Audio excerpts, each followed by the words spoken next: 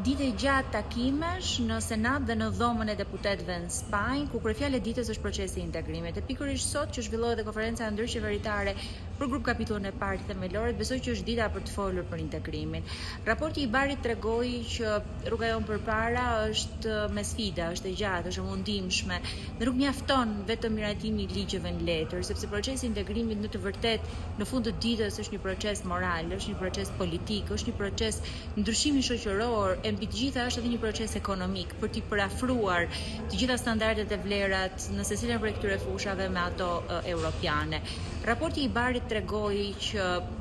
mbi të gjitha duhet edhe vullneti politik, një vullnet politik për t'i bërë gjëra të ndryshe. Unë nuk shpresoj sot që qeveria shqiptare do të ndryshojë, po shpresoj shumë që qytetarët shqiptarë të ushtrojnë presion për gjërat nga më të thjeshta, duke nisur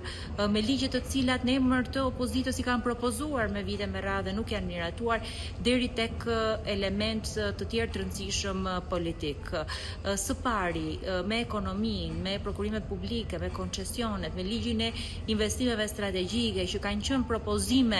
që i kam dorëzuar vitet e fundit, unë besoj që sot u pa që këto propozime dhe vota kundër e Partisë Socialiste e ka penguar procesin, e ka bërë procesin akoma dhe më të largët e më të vështirë. Së dyti, një grup i madh detyrimesh lidhen dhe me fushën e medias, për cilat në 6 muajt e fundit ka pasur një punë intensive dhe propozime konkrete, dhe si kryetari i Komisionit Medias dhe Drejtave të Njerëzit, që fatkeqësisht në fund të vitit shkuar u hodhën përsëri poshtë nga majoranca. Dhe së treti, ka dhe një grup të madh detyrimesh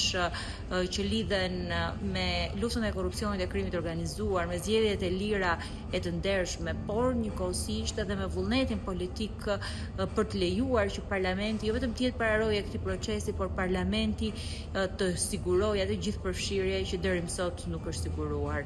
Procesi i integrimit kërkon punë, procesi i integrimit kërkon rezultate, procesi i integrimit kërkon me të vërtetë që qytetarët shqiptar t'i prekin këto ndryshime në jetën e tyre të përditshme. E shpresoj shumë që përtej propagandës së ditës, e tundjes flamujve, qeveria shqiptare ta marrë seriozisht atë si një detyrim, si një angazhim, e ta marrë atë si një plan pune për t'u realizuar edhe në parlament. Ky është integrimi, reforma më e rëndësishme shtetformuese për Shqipërinë.